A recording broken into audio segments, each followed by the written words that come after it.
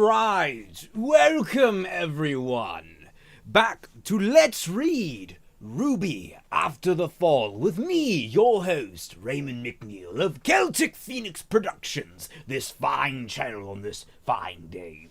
In this episode, we shall endeavour to finish the last 63 pages of this book in one sitting. Well, with one or two periodic breaks. Of course, my voice cannot handle it, and it has been a rather exhausting day, unfortunately.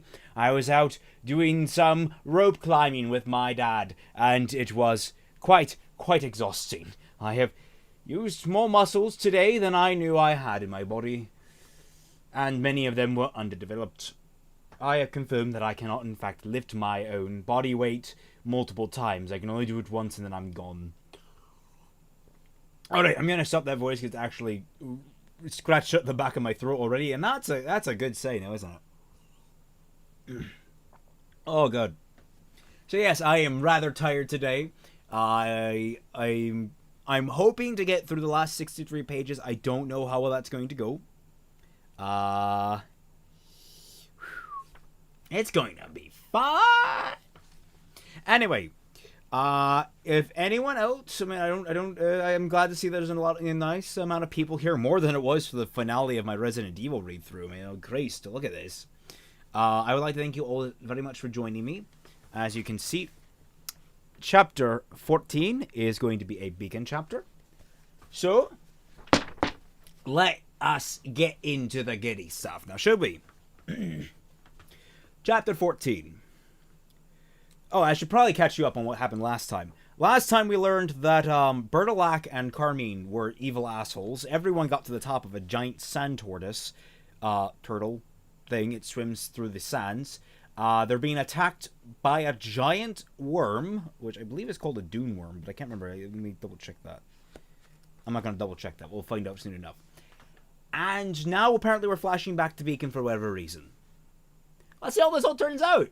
Oh, by the way, Fox is fine. He stopped Bertilac. Everyone else is screwed. Yes. And yes, we're going back to Beacon. Bacon. I want bacon. Someone give me bacon. Alright. While playing Mordhau. Okay, well, good luck with that. Multitasking is a bitch. Chapter 14. Fox, Coco, Velvet, and Yatsuhashi stepped out of the bullhead. All hopes of avoiding attention and getting back to their rooms quickly and quietly were immediately dashed. It seemed like the entire school was at the cliffside docks. Damn, Coco said. That's today? It was the day of the Vital Festival assignments were being given out to students. It was a big deal. It was a bigger deal for the first years, who had yet to go on a real away mission with their new teams. But for most of the class, it was the first big outing. It was also a great PR move for Beacon Academy. A show of both strength and goodwill, a reminder to citizens in Vale and beyond that huntsmen and huntresses were watching their backs. Now, doesn't that... I guess they only have one outing per year for everyone? But this is the end of the second semester. That's literally what... Alright.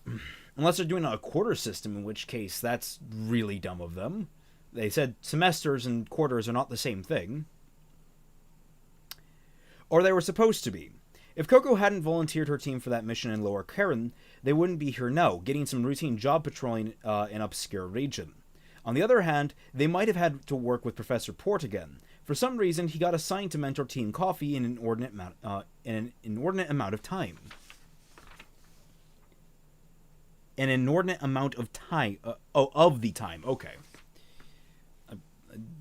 You can already tell I'm a little too tired to read this. This is going to be fun, everyone. You're going to see Loopy Raymond. Tell all your friends that you're going to see Loopy Raymond, most likely. Hopefully not. Coco had thought that Team Coffee was above all this, but the recent failure had her rethinking that. It had her rethinking everything. She sighed. Well, here we go. Let's put on a good face. Maybe no one will notice us because there's too much going on, Yatsuhashi said. Fox started counting warily. 3, 2, 1. Hey! Team Coffee is back! A student called out. Velvet's shoulders slumped. All eyes turned to them, and several students rushed over to see them up close. It's showtime, Fox said. He led the way as the team crossed the courtyard. heads held high but trying to convey that they really didn't want anyone to talk to them right now. It all fed into their persona as rock stars at Beacon, though they certainly didn't feel like they deserved the hero's welcome. Coco kept pace with Fox, but Velvet fell behind. Yatsuhashi slowed down so he could keep an eye on her. They had all been preoccupied on the way home, lost in thought, replaying and analyzing everything they had done over the last week. But Velvet seemed to be taking it the hardest. She was the soul of the team, so much so that she almost literally wore her heart on her sleeve. Coco, Fox, and Yatsuhashi all kept big parts of themselves protected and hidden away, but Velvet put it all on display. Team RWBY watched Coffee from the sidelines with the same admiration as the rest of the school, but slightly less awe. The two teams saw a bit of themselves in each other as the two teams had stood out at Beacon, that Professor Ozpin had chosen to draw attention to. There seemed to be one special team every year, whether to motivate the rest or to push that team harder to be models for the rest, to be as exceptional as everyone expected them to be. The big surprise was that RWBY was outshining Pira Nikos' team, though everyone in Coffee agreed that Team Juniper was still impressive considering. Yatsuhashi was relieved when he saw Team RWBY hurry up to Velvet. She could probably use someone else to talk to. Given everything that happened, Coffee hadn't had much to say to one another since they had been rescued. Coco was angry at Yatsuhashi for pulling her away from certain death by a Goliath and a swarm of other Grimm. Yatsuhashi was angry at Coco for falling apart under pressure. And they were still sifting through their actions, wondering if they should have done what they should have done differently to save the family. "Velvet, are you okay?" Blake asked. Velvet lifted her head and turned around. She appreciated the concern from her friends, but that was the last thing she wanted to do right now. But the last thing she wanted to do right now was talk about what had happened. She was still trying to figure out what had happened, and a part of her wanted to forget it all. "I'm fine," Velvet lied. "I had Yatsuhashi look out for me." Velvet gestured at him, and he passed by a flash. Velvet gestured at him as he passed by, and flashed him a quick smile. She hoped things were still okay between her and Yatsu. She hoped Team Coffee could come out of this one. They had defeats before, but this was the first time they had lost people. The people they were trying to protect. It felt wrong that they had been rescued at the last moment in that poor family. "Your mission was supposed to end a week ago," Weiss said. "What happened?" "Nothing happened. It was just... there were so many." Velvet looked down. She could still see the swarms of Grimm moving in, the Goliath marching towards them, the cave entrance collapsing with the Grey family inside. Is this an allusion to how Grey Haddock might be fired? Yang, RWBY, Weiss, and Blake looked at one another nervously. Velvet couldn't do anything about her and her team's failure, but she could at least make sure that her friends succeeded on their first real mission. She wanted to tell them that no matter what they did, they still could be beaten. That the stakes out there were real, and not only could they die, but other people might die. And they really, really needed to be able to trust one another and work together. But there would hopefully be time for all that later, and maybe they would need to learn those hard lessons for themselves. Right now, all they needed was reassurance, and that was all Velvet had to offer. "But don't worry, your first years are just shadowing huntsmen, so you'll be fine." Velvet gave them a shaky smile that she hoped was convincing. Yang squinted. "Right." Velvet was worried that if she stayed there any longer, she would break down in tears. "I should go." Velvet backed away and raised her hands. "Be safe, okay?" As if those empty words could make sure they came back in one piece. Velvet hurried away. Her team hadn't waited for her. She started after them, but then she decided that she could use some time alone. She turned to head to the gardens where she so often went to think, and almost ran into Professor Goodwitch. "Pardon me, Professor." I'm going into British instead of Australian. Australian. I gotta get Australian. It's Australian. "Oh, pardon me, Professor." Professor. There we go. Velvet avoided making eye contact and tried to get around the older woman. But Professor Goodwitch held up a hand, palm out, to stop her. "Miss Scarlatina, welcome back. Are you all right?" Velvet held her breath. She blinked back tears. She nodded. "We're all relieved that you made it back safely to Beacon. I know you could use some time to recover, but Professor Ozpin would like to see you in his office." Velvet froze. "Me?" What for? She blurted out, her face flush. I mean, of course, what time? Now. Now? Velvet swallowed. She looked for her team, but they were long gone. Maybe they had already been summoned, and she would find them there. Right, lead the way then. I can't do Australian tonight. Australia. Right, lead the way then.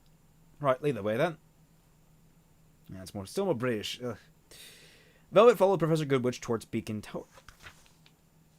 Alright, brief theory here. I mean, we're obviously going to have it answered before the end of the book, but maybe Velvet was actually up for grabs as a potential maiden.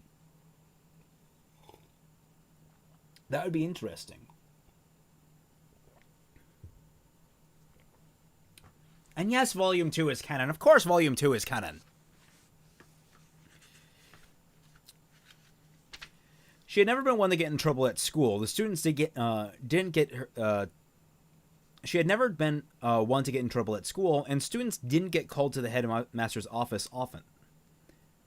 Hey, Velvet! Sun Wukong hurried to catch up to her, followed by his teammate Neptune Vasilis. Does he have a friendship with her now, too? Guys! You can't just add in random friendships like this. Establish them! Velvet had only met them a couple of times when they were hanging out with Team RWBY. She didn't know much about the Haven students, who composed half of Team Sun. It should be Season. But she appreciated that Sun was always kind to her, and it felt good to know that another Faunus, even if he was only around during the Vital Festival. She had learned a lot more from him about Vacuo, where he had grown up, than she had from Fox, who rarely talked about his childhood there. Nothing she had heard made her remotely interested in visiting at Vacuo, even if it was one of the most welcoming places for Faunus kind. How'd the mission go? Sun asked. Velvet shook her head. Hi, Professor Goodwitch, Neptune said, turning on his charm. Dude, you hitting on a teacher. Nice. Professor Goodwitch gave him a withering look over her glasses. Don't you have somewhere to be? She asked. Not until tomorrow, Sun said. Crime scene investigation in Vale. So we're around tonight if you want to do anything. He seemed to be speaking to Velvet, but he was looking at Professor Goodwitch. She rolled her eyes.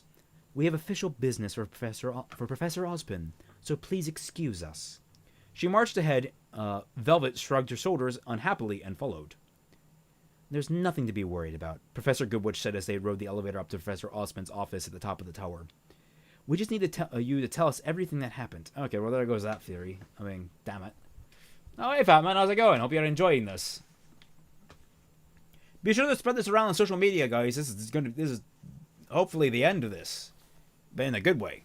And also, my site is opening. I didn't tie this as tightly as I hoped. The doors opened. Absolutely everything, Professor Ozpin said. He had been waiting at the elevator to greet the greeter. Welcome, Miss Scarlatina. We're very glad to have you back with us. Thank you, Headmaster. Velvet looked around. Where is everyone? I assume you mean your teammates, Ozpin said. We prefer to speak with you each individually so we can get a more complete picture of events. He walked over to his desk and gestured to his chair. Velvet couldn't help but look around at his office. They were inside the clock at the top of the tower. The window behind the headmaster's desk formed the clock face, and the numerous cogs and gears moved around the walls and in the rafters above. I apologize for not giving you a chance to rest after your ordeal. Professor Ozpin sat behind his desk and steepled his fingers. The desk was so large he looked like a kid play-acting at his father's desk. The comparison seemed even more appropriate when Professor Goodwitch took upon the position behind him to his right, standing with her arms clasped behind her back. Velvet hoped Professor Ozpin's semblance wasn't reading minds.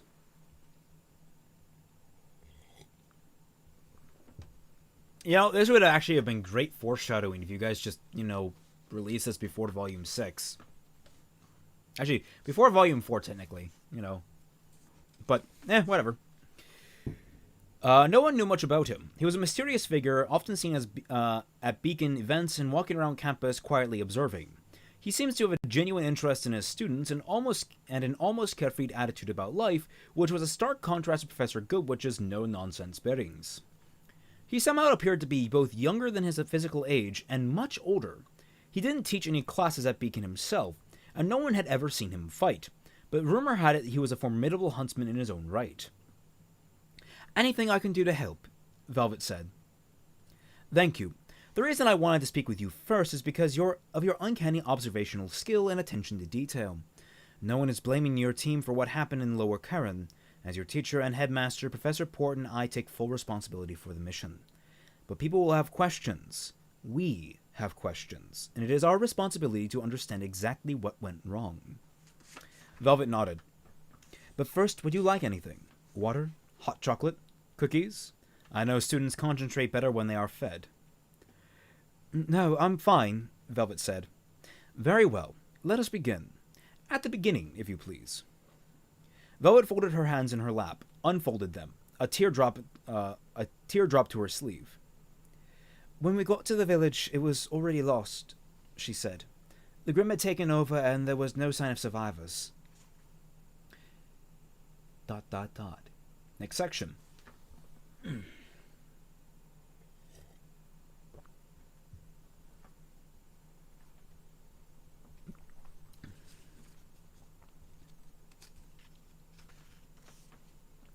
Yatsuhashi had been looking forward to eating at Curry Up, one of the many pop-up restaurants in Vale for the Vital Festival, but he didn't have much of an appetite for once.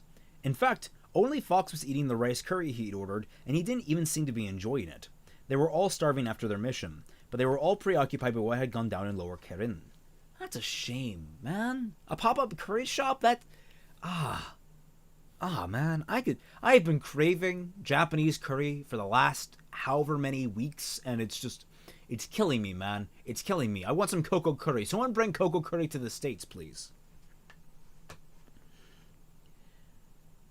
"We could have made it," Coco muttered. "Are you kidding?" Yatsuhashi said. We were lucky to get out of here alive." He stopped himself before adding, "Not everyone did." They were all aware of how badly they had screwed up. Coco lowered her head. She wasn't even worried about the failing grade on their mission. She was haunted by the things that she'd seen, by the people she'd failed. Not to mention, being rescued by Professor Port at the last minute had been a tremendous blow. After he had picked them up in the airship, and he had looked at each one of them solemnly, making sure they weren't hurt, and then he had sat down in front without saying a word for the entire trip home. She didn't know if he was just giving them space to reflect, or if he couldn't deal with his disappointment in them. Professor Port seemed a little surprised at the Goliath, too, Fox sent. "You think so? He looked like he wanted to jump down there and take it on single-handedly," Yatsuhashi said. Maybe that accounted for his disappointment then. Gogo poked at the curry-soaked potato with her chopsticks. "We didn't have enough information about what we were getting into. They couldn't have expected us to handle it without..." Yatsuhashi pounded his fist on the table. Their plates and glasses jumped. "Which is it, Coco? Could we handle it or not? Or do you mean you think you could have handled the situation on your own?" Coco's mouth fell open. "No, Yatsuhashi, that's not what I..." She sighed. She slipped her glasses off and rubbed her eyes. "I don't know what I mean. Of course I couldn't have handled it alone. If anything, it's all on me. I'm the leader. She shook her head. I should have gotten us out of there sooner. Called for reinforcements. I was just too proud, too eager to prove ourselves. Myself. And then my fear in the cave." Fox shook his head. "It's on all of us. We have to take responsibility for what happened.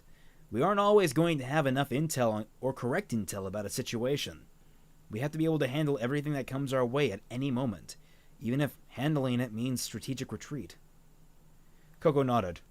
"You're right." "You need to tell Velvet that," Yatsuhashi said. "She's shouldering a lot of the blame herself." "Wait, where is Velvet?" Fox looked around. "I assume she just went off by herself like she does," Coco said, "with Ruby and the others." Yatsuhashi didn't correct her. Coco thought Velvet went away to hang out with her other friends, but he knew that Velvet took things pretty personally. Very personally, not pretty.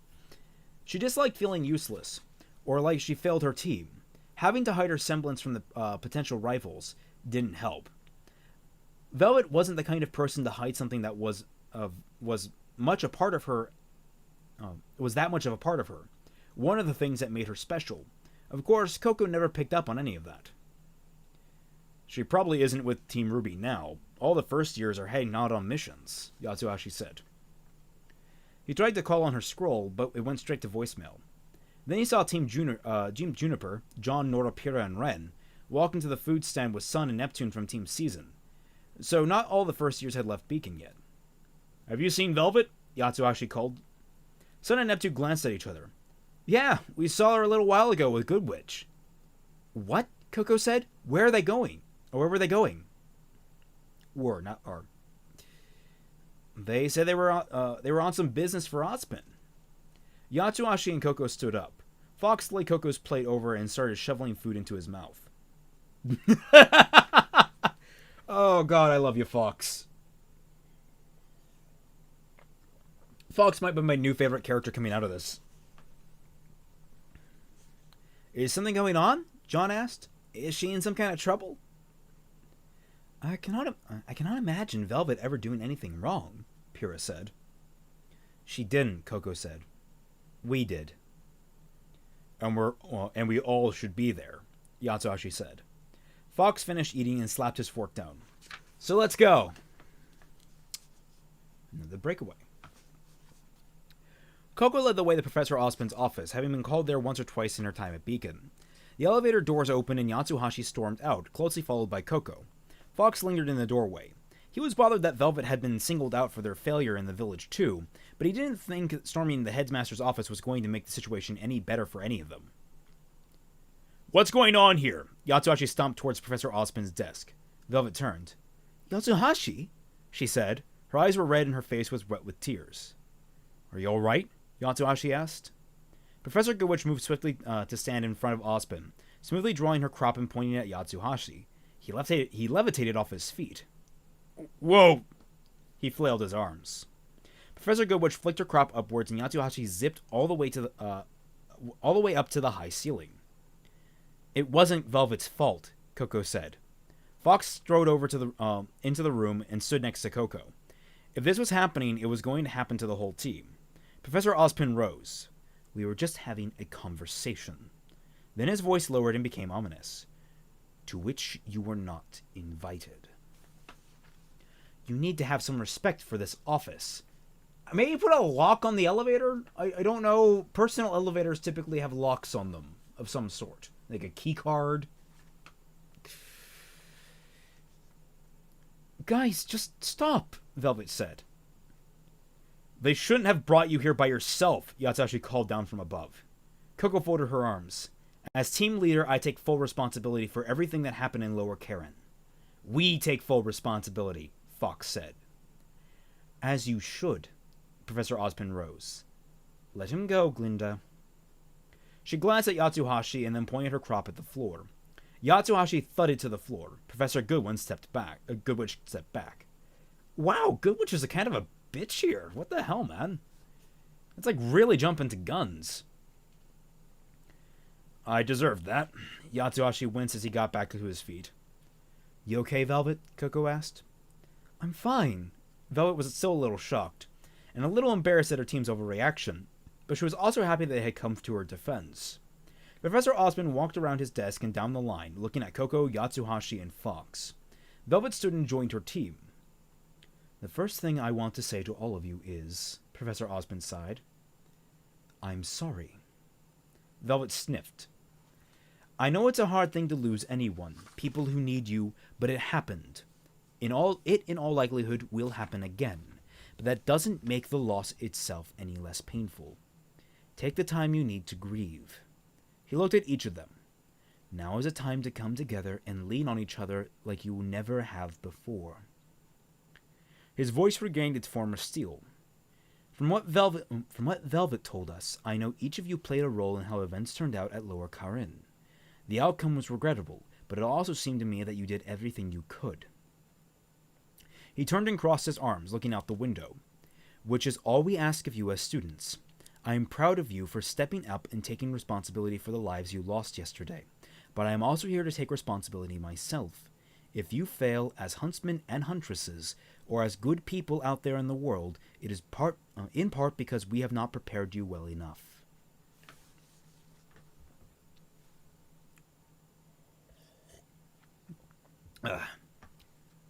Coco started to say something, but Fox nudged her. Let him talk, Fox said. But I must also trust that you take your education seriously. Once you became a team, you have performed admirably. But until you truly learn to work together, trust each other, rely on each other, you will be Team Coffee in name only. He faced him again and spread his hands. For all of your successes, it is only now, in your worst moment of defeat, when you came to the defense of one of your own, with no regard for your well-being, that you have truly shown yourselves to be a team. Professor Osmond walked back to his desk, as if every step weighed him down and sat heavily. I have made many mistakes in my life, and I am still learning from them and growing. I am still trying to make up for some of my larger failures. But I can't do it alone. He glanced at Professor Goodwitch. Life will test each of you, but if you face your challenges together, you can overcome almost anything. Thoughts unbidden came flooding back to Coco, to the moments before they found the Grey family in the underground cavern, standing alone, pointing fingers, assigning blame. If she had been a better leader, if she had been able to refocus and rally her team, wouldn't that have made a difference? Would that have made a difference? Could that have saved lives? The numbness she felt from the battlefield up to now suddenly shattered, and she felt untold anger at herself for letting this happen, for making her team go through this. Professor Osmond leaned forward. Though it might be hard to tell around here lately, we do have rules, and rules are crucial to keeping everything moving like... He looked around. Well, like clockwork. Professor Goodwitch stepped forward. Each of you is to turn in a written statement of everything that happened in Lower Karen to Professor Port by the end of the week. You will also have the faculty's supervision on all escorts and rescue missions from now on until we deem you ready to operate on your own again. Understand? Understood? Sorry. Coco let out a breath. She had been waiting for the other shoe to drop, and there it was. She nodded. Understood. A moment later she added, Thank you. One more thing, Professor Goodwitch said. I believe you are all behind on your classes. If you don't make up any exams and assignments you've missed by Monday, I'm afraid you'll have to sit out the vital tournament. You're dismissed. Coffee piled into the elevator. Without consulting one another, they waited until they were outside, walking back to the dorms before they spoke. Thanks for coming to me, guys. Thanks for coming to get me, guys, Velvet said. I was so nervous and worried. Worried I would say the wrong thing. If you told them the truth, you can't have said the wrong thing, Yatoshi said. I'm sorry we let them bring you in alone. All of our heads have been somewhere else, Fox said. I'm sorry I got us lost back there. It was my fault. No, I should have fought better, Velvet said. I kind of overdid it a bit when I caused the cave-in, Yatsuashi said. Coco was quiet for a long time. I let this happen. I have to be a better leader. She shrugged. I'm sorry I failed you. You didn't fail us, Velvet said. Like Professor Ozpin said, we all have to succeed together, and we all failed together. In the forest, we were exhausted and in over our heads. We fell apart. Coco tried to smile from behind her sunglasses, but fooled no one. I have to say, as scary as it is to be interrogated like that, it felt kind of good to talk about it. Velvet looked at her teammates as they walked towards the dorms. I needed to talk to someone. You can always talk to me, V, Coco said. It's something I need to work on. I have to listen to all of you more. We should be able to talk to one another about anything, Yatsuashi said. If we can trust each other, we're not going to survive. If we can't trust each other, we're not going to survive out there. Group hug? Fox sent. The team huddled up. It was a bit awkward with Yatsu's height, but everyone felt better for it. Before I couldn't wait to graduate from Beacon and get out there in the real world, Coco said. But it's a lot different than I thought. I'm glad we have another couple of years to go, Fox said. And I'm glad we're doing it together. Wow, okay. Myers at least knows how to build up the friggin' irony. That's good stuff there.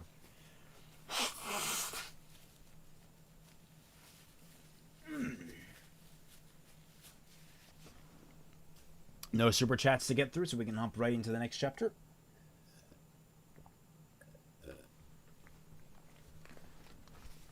Let's see. Chapter 15 is a Yatsuhashi chapter, if you can see. Now I'm going to check how many pages we have left. I like to keep track of that.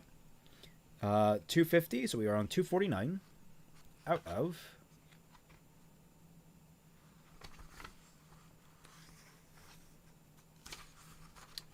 of 293. So 49. Another 40 would be, yeah. So we have 44 pages to go. Okay.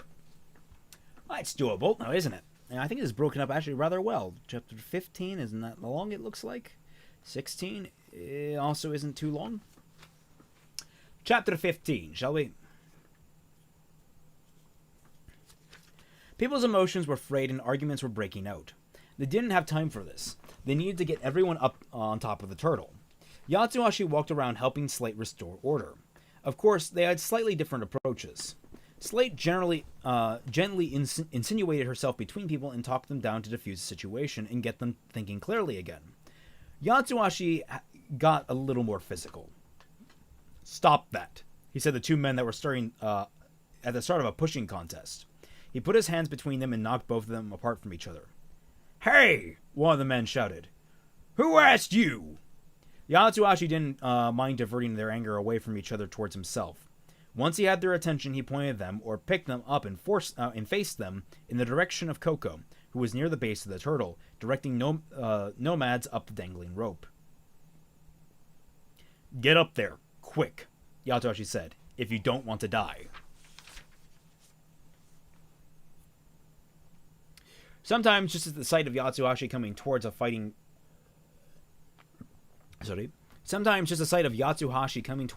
group was enough distraction to snap them out of it. Telling them a giant grim worm was approaching usually was enough to get them moving, no matter how reluctant they were. They just didn't have the luxury of talking out their feelings right now. If they were lucky, there would be plenty of times for all that later. Yatsuhashi couldn't understand how Edward's mood bomb semblance could still be affecting them so strongly with him out of the desert somewhere. But maybe that meant Fox was on his way back with the old man. Yatsuhashi himself wasn't immune to the effects, and the non-stop adrenaline rush of preparing for a big battle wasn't helping. He was impatient and irritable. He needed to sit somewhere quiet and clear his mind, but that wasn't going to happen anytime soon. He looked forward to taking out his anger on the approaching Grim. "That's nearly everyone," Yatsuhashi said after dropping off a brother and sister he had caught pulling each other's hair. Slate joined him and Koko. "Thank you for helping to get them everyone to safety." "Don't think as yet," Koko said. "We may just have moved them from one mess into a different sort of trouble." The three of them jogged alongside the turtle, easily keeping pace with it. Was the creature aware of them down there, or the dozens of people now hitching a ride on its back? If she suddenly noticed them, what would she do? "I still appreciate the effort. We all do, even if everyone's too preoccupied to realize it right now," Slate said. "Slate, why doesn't Edward's semblance affect you?" Yatsuhashi said. "Who says it doesn't?" she said. "You've been completely relaxed this whole time, and you seem to be able to make other people relax too," Yatsuhashi said. Slate smiled. "Most people try to hide their feelings. They're ashamed of them, or they worry about how they'll make other people feel. That's never bothered me. That's never been me. I always say what I'm thinking, and I don't lie to myself about what I'm feeling." She shrugged. "I don't know if that's the answer, but I guess I'm just more aware of my emotions than most people. I can tell when they aren't coming from inside me." "You genuinely care about people," Koko said. "Edward's semblance doesn't only boost negative emotions, it seems to enhance all emotions, even the positive ones. When it's affecting us, maybe you're just caring even more than you already do, and that outweighs everything else you're feeling." Slate raises her eyebrows. "I hadn't considered that." So the solution is to be more positive," Yatsu said. I don't think that's much of a solution, since it's easier said than done, Slate said. But wouldn't it be nice if we all just turn our bad feelings into something more compassionate? Coco looked back off into the distance. Slate patted her arm. It's the hardest thing for any leader to accomplish. She glanced up at the rope. Looks like it's my turn. See you up there, Yatsuhashi said. Coco and Yatsuhashi waited until the last of the nomads were on their way up before they took the ropes themselves. Velvet met them at the top. She looked concerned. Is Gus with you? Velvet asked. No, Yatsuhashi said. There's no one else down there. I assumed he was already up here. I haven't seen him either, Coco said. I should have realized since I thought I was sending everyone up. A call came in from their scrolls. It's Fox, Velvet said. Coco patched him into their call. Edward's face appeared on screen. Edward? Coco asked. Is Fox okay? Yatsuhashi asked. He's fine, the old huntsman said. He's got his hands full. The image tilted as Edward turned the camera to show Fox trudging through the sand with Bertilac slung over his shoulders. The huntsman's face was covered in blood. Oh, Velvet said. Fox smiled weakly and then waved. Then panicked as Bertilac started to slide off his shoulders. He caught him in time inside. What happened? Coco asked. It's a long story, but you need to get Gus away from Carmine right now. Coco looked around. Has anyone seen Carmine? Yatsuhashi and Velvet shook their heads. Like I said, she isn't up here, Velvet said. She must be with Gus. She must be with Gus. You have to find them, Edward said. Turns out Carmine and Bertilac were bringing Edward to someone who was collecting people for their powerful semblances, Fox said. Only it's really Gus they're after, Edward said. We lied to you. My semblance is to block other semblances. Gus creates the mood bombs, Yatsuhashi finished. That explains a lot, Coco sighed. When the Grimm kept coming after Bertilac took Edward away, I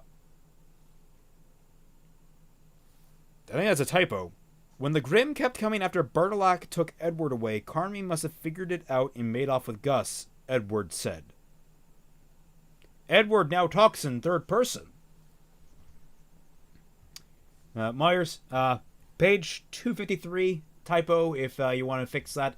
Don't know if you're watching, buddy, but you're doing a good job, so I want you to, if you have a typo there, an issue, go ahead, please clean it up. I get that happens to me all the time, that kind of stuff. Where was I? Right, the bad sentence. We should have two, Coco said. We'll watch out for Gus, Velvet said. Don't worry. Edward's breath hitched, not Velvet, and Yatsuhashi didn't think it had anything to do with the exertion of hiking across the desert. As soon as we find him, we need to get eyes on Carmine and Gus. This is like falling apart.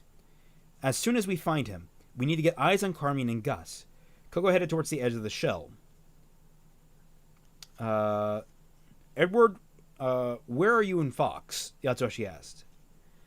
Maybe an hour away. Fox is tracking your location, but we'll have to hurry up if we're going to catch up to you. He says, he says you're moving pretty fast. Look for the large flatback slider and or blind worm. Oh, they're called blind worms, right? Yatsuhashi said. Look, over there, Velvet pointed. Yatsuhashi, I think we have a beat on Carmine and Gus. What do you make of this?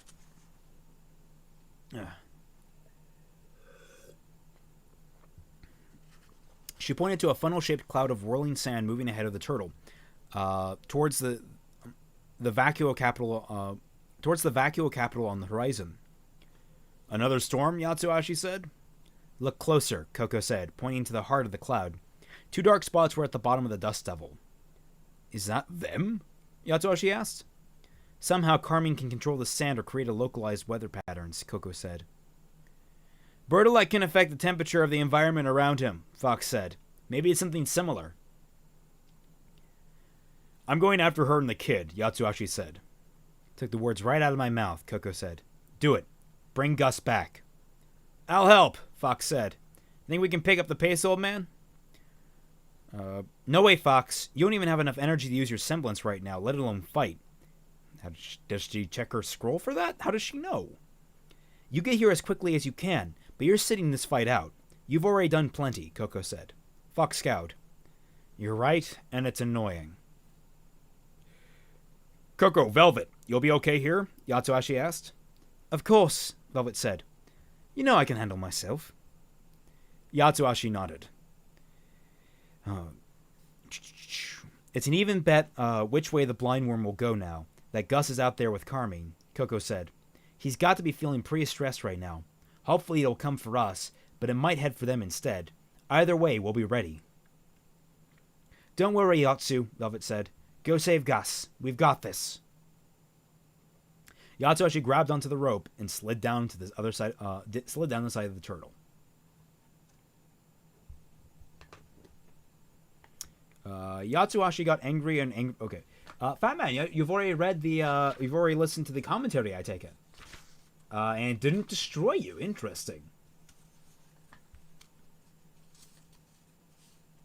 What's happening right now? Fox is on his way back with an old man and an unconscious body. Velvet and Coco are on a giant sand turtle trying to fight off a giant sandworm. And Yatsuhashi is chasing after a kid being kidnapped by a Shotokan. That's about sums things up, yes. By the way, make that canon, everyone. Carmine is a Shotokan. You heard it here first, folks. Yatsuhashi got angrier and angrier as he gained on Carmine and Gus. What kind of huntress would kidnap a kid? He had the woman in his sights. The dust storm was swirling around her and Gus. However, she was doing that. It was preventing Gus from getting away, and also giving them cover in the desert and hiding their tracks, unless you looked closely at the sand funnel and realized it wasn't a natural phenomenon. Hey, Yatsuhashi, Fox sent. Fox, you must be close. I can see Carmine just ahead of me. Yatsuhashi was glad he didn't have to speak aloud. He was already breathing hard from running. I can see you too. Turn around. I guess you should put "see" in quotes. Yatsu skidded to a halt and turned. Fox was approaching, moving much faster than Yatsuhashi could, and it was even more impressive because he had a heavy huntsman on his shoulders. Edward wasn't far behind him. His mind might be going, but he was still in peak physical form, even at his age. When Fox reached Yatsuhashi, he tossed Bertolac at his feet. I hate to ask, but this guy was a bastard to fight. Think you can take care of him? Edward stumbled over, panting. What? After all this, you're going to let him kill Bertolac? Not kill. I don't know, Yatsuhashi said. It's not going to hurt anything, Yatsuhashi. We can't keep carrying him, and we can't worry about him while we're taking care of Carmine. Or we're taking on Carmine. Well, I'm taking on Carmine. You're going to keep resting and get your strength back, Yatsuhashi said. Yatsuhashi knelt by Bertolac, who was snoring loudly and coughing whenever he breathed in the sand. Fox was right. He would probably wake up soon. He touched his fingers to Bertolac's temples. His hands trembled and he forced them to steady. He didn't need to be in physical contact when using his semblance, as he discovered all too often and disastrously as a kid. But it helped him focus and would make sure that he didn't accidentally wipe Fox's and Edward's memories too. He hated using his semblance. His parents had seemed to forgive him for misusing it, but he had never forgiven himself. And unlike them, he remembered each and every incident. At Beacon Academy, he had learned to control it, but even then he used it sparingly and only in direct combat. In those rare instances, Yatsuhashi usually only erased a second or two of short-term memories to distort his opponents and get the element of surprise. Yatsuhashi looked at Fox. How far back should I take him? Fox tipped his head back thoughtfully. How about a little before he dragged me into the desert, Edward said. So about a day, Fox sent. Yatsuhashi closed his eyes. Forget, he whispered. He pictured a black hole, a spinning mass of darkness, and nudged Bertolac's mind just so to temporarily block his memories from the last day. The effect took the same amount of time as he was taking away to wear off, so in a day, those masked memories would come floating back to Bertolac.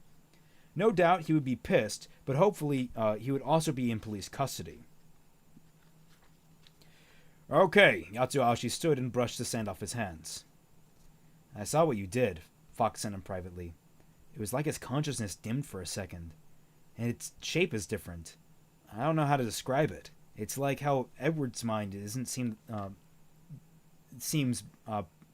like how Edward's mind seems brighter now. Edward, keep an eye on Fox, Yatsuhashi said. I'm going after Carmine. I can help, Edward said. Don't you start too, Yatsuhashi said. No, really, he can, Fox said. That's the other reason we came to you. Edward, think you can block Carmine's semblance to stop that storm so Yatsuhashi can grab Gus? I think so. Edward licked his lips dry. Just tell me when. I'll keep the channel open, Fox said. Good plan. I'm going in.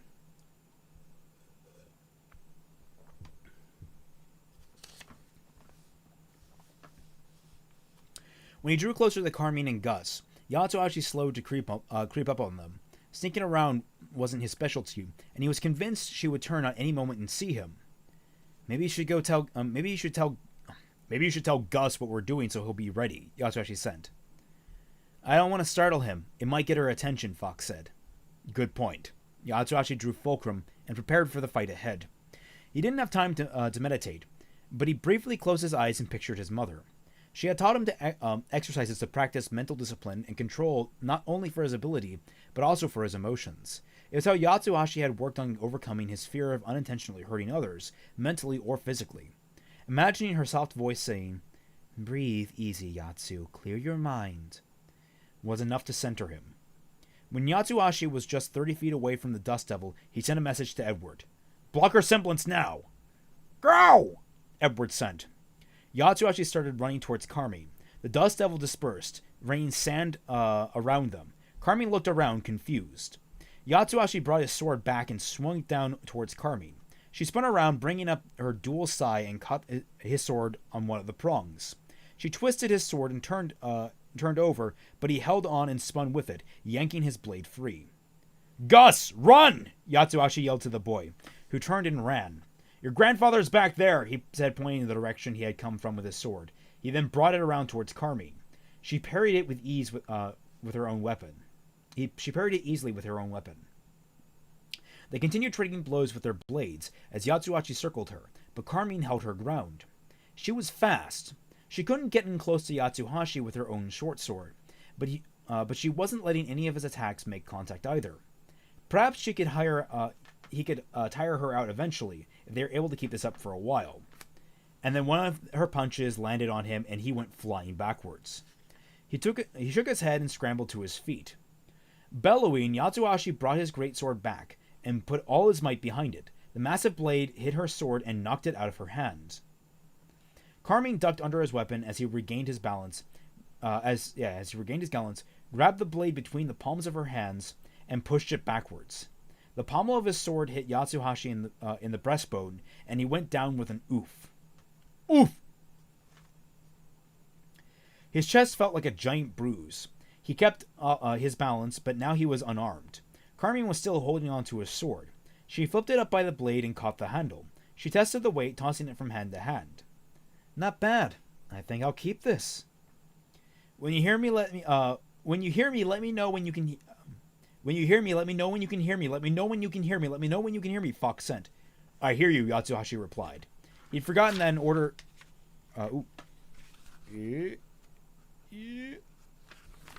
That in order to block Carmine's semblance, Edward had to block all semblances. That explained why he hadn't heard from Fox in a while. Damn, Fox said. That means Edward's not blocking. Sand swirled around Carmine. Her red hair rose and spread out behind her. She grinned. Her semblance, Fox said. Give up now, boy, she said, and maybe I'll go easy on you. I think I can take you. You don't even have a weapon, Carmine said. She tilted her head. Here, you can have mine. Somebody knocked in Yatsuhashi's left shoulder from behind. He grunted and dropped to his knees. He looked down and saw Carmine's dual side hovering over him. The blade levitated in front of his face and twirled dangerously with the tip pointing at his eyes. So that was her semblance. Telekinesis. Just straight telekinesis? This bitch is horrifyingly powerful, guys. He lunged for the sword, but it darted out of the way and thwacked the top of his head. We've sparred with telekinetics before, and I'm willing to bet you're not as good as Good Witch. So basically, they finally broke down and confirmed even in the books that semblances aren't unique. They just gave up on that. Disappointing. Disappointing they didn't maintain it, but I'm proud that they're kind of buckling a little bit there. They're giving way. I know they made that official tweet. Don't at me with that. I've already seen that tweet. How do you not know who Glinda is? Glinda Goodwitch? She was a professor at the school. I guess it makes sense. Never mind. I guess you were just like... This happens. I'm only periodically reading chat. Yatsuhashi moved fast, knocking her sai aside with his arm. It darted back towards him. He parried it again, thinking how odd it was to have a fist fight with a flying sword. Then he zipped back to Carmine, and she caught it. Now she had two weapons, and he had none. She also has an oversized sword that she probably shouldn't be able to lift. Well, she has telekinesis. That makes sense. Sand started swirling around her again, drifting slowly like a ring around a planet. Then she waved her hand, and the ring expanded quickly. Sand blasted in Yatsuhashi, pushing him backwards, stinging his face, getting into his eyes, his mouth, and his armor. He has one shoulder plate. That is not necessarily armor. He brought his hands up to shield himself from the worst of it, but he was itching and blinded for a moment. "Look out! Above you!" Gus called. Yatsuhashi rubbed the sand out of his watering eyes and looked up to see the sand gathering over his head, a growing ball of grit. He tried to dodge to the side, but the ball dropped and he was buried under a ton of sand just like that. Yatsuhashi roared and burst out of the pile, and another large mass of sand punched him in the side. He went tumbling away. I can't do this on my own, Yatsuhashi thought. Yatsuhashi dug himself out of a second pile of sand and zeroed in on Carmine. Pause. Why doesn't he just wipe her memories instantly? Like, he needs to focus, yes, but he can do that. He can center while taking hits. Just wipe her thoughts in temporarily and she'll stop doing telekinesis. She'll drop. She spun her sword rapidly, gathering sand towards it in a spiral column, and then she pushed her hand forward and fired the sand at Yatsuhashi. He ran towards it and vaulted over it, but the sand blast redirected upwards and propelled him high into the air. More sand gathered like she was turning up the force on the water hose, pushing him higher and higher. Then the sand fell away and Yatsuhashi dropped after it. He landed hard on his back in the sand, and the wind was knocked out of him. Hey, you started the party without me. Bertolac! Carmine shouted. Yatsuhashi looked over and saw Bertolac Celadon standing 10 feet away from him, holding his broken weapon, and Gus. Why had the kid come back to help Yatsuhashi? Well, I'm screwed, Yatsuhashi sent. And how many chapters do we have? Is it 19 total? I will do one more before taking a break to get more water, because I need more water. But we are on chapter 16. It is a Velvet chapter. And we have a donation from Ash Berrien, who donated via Streamlabs.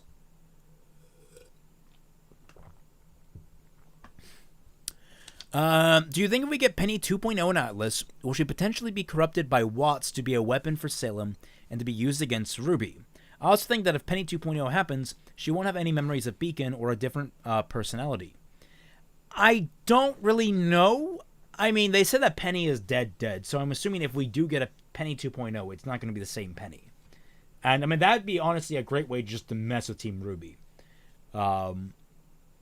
I guess this is kind of little spoilers, but I have plans for something like that at some point in Fixing RWBY volume, in one of my Fixing RWBY installments, whenever they get to Atlas. So,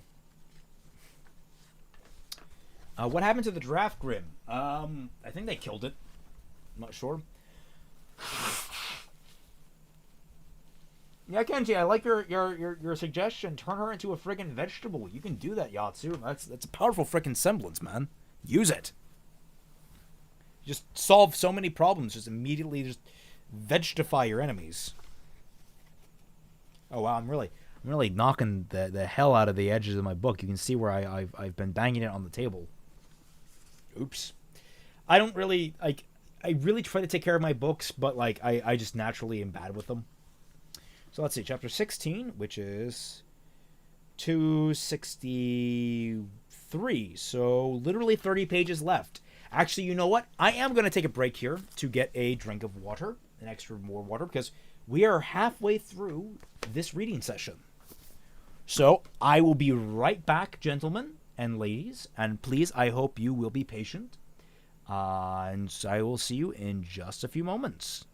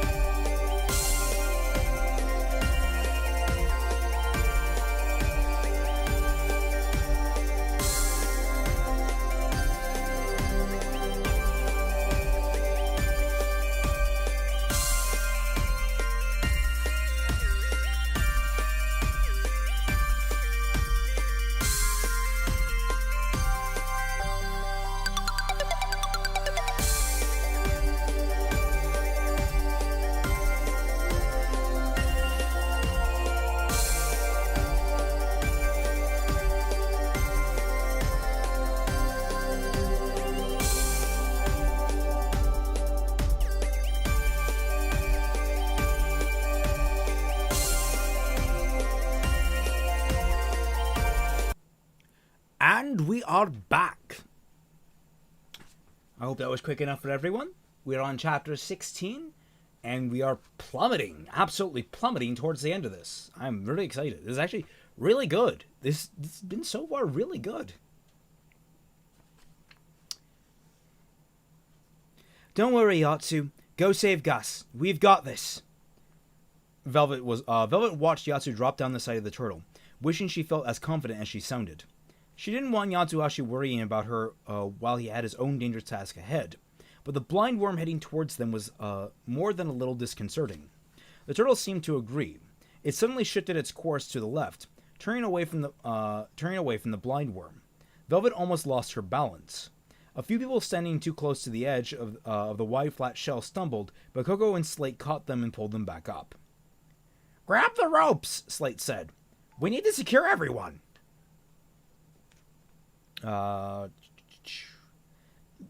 Barian, you keep doing that while I'm in the middle of a chapter. You gotta do it before I start the chapter, man. Grab the ropes, Slate said. "We need to secure everyone." The turtle was now racing away from the blind worm, but the Grim was gaining on it. It just couldn't swim very fast in the sand, while the worm was built for speed. Gotta go fast!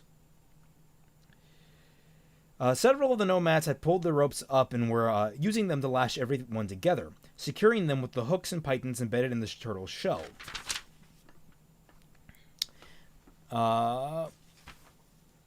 Velvet had the horrible image of the turtle rolling over, crushing everyone, or burrowing into the sand, dragging them down with it.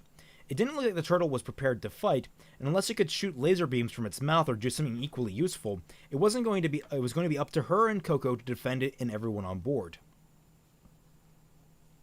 It's almost on us. Coco unfolded her bag from its gun, her bag into its gun form. She looked over at Velvet. Get ready. Velvet nodded. She would need some more powerful weapons for this fight, and this wasn't the time to hold back. The first weapon she called up was a pair of armored gloves loaded with circular saws. When the hard light weapons formed, Coco said, "Oh, there'd be no replacing these." She said, "Oh, there'd be no replacing these." Roy Stallion was presumed killed during the Battle of Beacon. He'd last been seen in the clutches of a Nevermore. No one knew where the rest of Team Bronze was either, missing or dead. Oh, really? All of Team Bronze? Holy shit. Goodbye, Roy, Velvet whispered. She raised her arms. Ready? Coco nodded. The Grim Worm bore down on them, and it looked even more horrific and eldritch up close. They could see its teeth rotating around in a circular maw, and feel its hot breath wafting over them. Coco fired her gun into its mouth, while Velvet fired the spinning saws into its eyes. The worm closed its mouth and abruptly burrowed down into the sand. Velvet and Coco glanced at each other. It couldn't have just been that easy, Coco said. It wasn't. The worm burst out of the sand and shot over the turtle. Coco fired off another round of bullets, joined by gunfire and a hail of arrows from the nomads. Nothing seemed to be able to penetrate its thick hide. It landed and turned around surprisingly fast. Velvet got off another shot with Roy's saws. Her aim was true, just as his would have been, and the razor-sharp disc struck between the two of the worm's armored segments. Something hot and green spewed out from the wound. Velvet raised her shield, and kept most of the splatter off her and Coco. Wait. Alright, she has a shield now. That came out of nowhere. But where it touched her uniform, the fabric burned away and the skin sizzled and blistered. Oh, Velvet said. What is that stuff? Acid, Slate said. Blind worms are nasty things. Maybe the nastiest in a desert of nasty things. The worm shuddered and rolled over, spraying its green ick over the sand. The turtle shifted direction again to head in the opposite direction. This time Velvet fell over and bumped into Coco, knocking her down. Sorry, Velvet said. You okay? Coco asked. Velvet nodded. Her shield armored gloves disappeared and were replaced by Neptune Vasilis' railgun. His gun is a railgun? Oh, it should not have been as weak as it was in the show. Coco raised her eyebrows. They're no good to us if we're dead, Velvet said. She knew Coco thought she should be holding onto these pictures for emergencies, but if this didn't qualify, then what did? She couldn't afford to be sentimental about irreplaceable photographs of their friends either. Last she'd heard, Team Season was still out there anyway, though no one knew where Sun Wukong had headed off to. He'd always been nice to Velvet, and she'd hoped that he wasn't getting into too much trouble, wherever he was.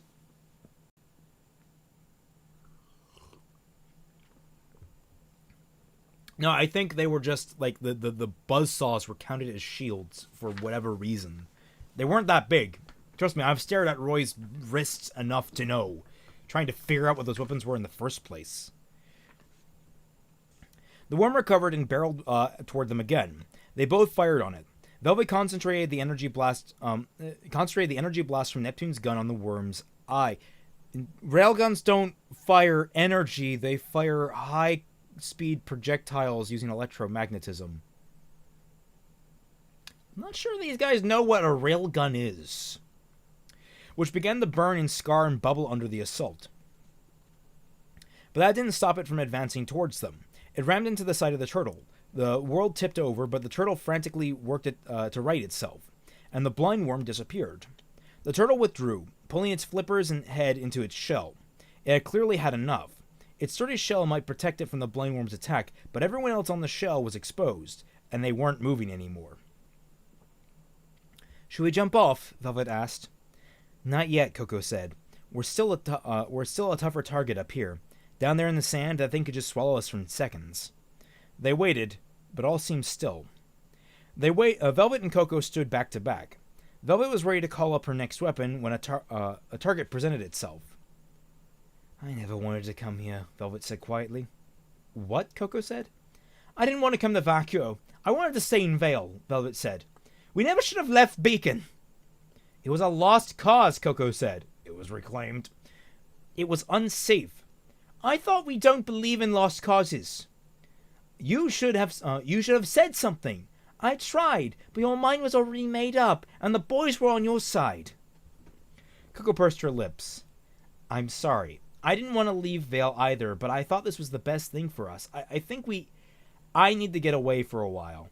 It was hard to stay there without our friends, with a place. I needed to get away for a while. It was hard to stay there without our friends, with the place destroyed like that, and all those Grimm." "But like Vacuo," Velvet said. "This desert. You really thought this would be better?" "At least we had a home there." "I needed to protect you, and Yatsu and Fox. After we lost that family in Lower Karen, after we lost Roy and Penny and Pyrrha and Ozpin, I couldn't lose you too. I couldn't bear it," Coco said, closing her eyes against the desert wind. She breathed in slowly. "We'll get back there one day, I promise, and when we do, we'll be ready to win it back. That's the reason we're here, to become better huntresses, to save our home." The sand rumbled, and Velvet looked down in time to see the blind worm launching straight into the side of the turtle's shell, towards her and Coco. The shell shuddered, and she felt herself pitched forward. Then someone grabbed her from behind, and she was spun around to safety. She glanced back as she flew towards the center of the shell, and saw Coco tumble backwards over the side. The worm rose up, past the side, hung in the air for a moment, and then fell back down. Velvet rushed to the edge to look for Coco, but she was gone. The worm had swallowed her. Roy was one of team... what team was it? It was just listed, wasn't it? Team Bronze. They were the ones that fought Team Juniper in the tournament. They literally had like 3 minutes of screen time.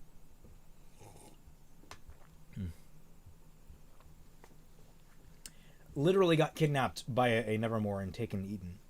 Actually, we're approaching the end really quickly here. Might end on a big cliffhanger. We'll see. Chapter 17 is a Beacon chapter. So, Chapter 17. A typical school day for a second-year student at Beacon Academy. 7:30 a.m. Breakfast. 8 a.m. Oh, class listings, guys! Class listings! I'm so excited! 7:30 a.m. Breakfast. 8 a.m. Plant Science, Professor Thumbelina Peach. 9:45 a.m. Military Strategy, Professor Peter Port. 11:15 a.m. Weapon Crafting and Upkeep, Professor Harold Mulberry. 12:30 Lunch. 1:30 Stealth and Security, Professor An Green. 12:15 Legends of Remnant, Professor Dr. Bartholomew Ublek. 4 p.m. Combat Training, Professor Glinda Goodwitch. 5 p.m. Sparring, Self-Directed. 6 p.m. Dinner. Oh, that makes sense, I guess, just all around school. A typical school day after the fall of Beacon. 5 a.m. Breakfast. 5:15 a.m. Fight Grimm, Dr. Bartholomew Ublek. 12 p.m. Lunch. 1 p.m. Fight Grimm, Professor Peter Port. 6 p.m. Rebuilding, Professor Glinda Goodwitch. 7:30 p.m. Infirmary. 8 p.m. Night Patrol, Self-Directed.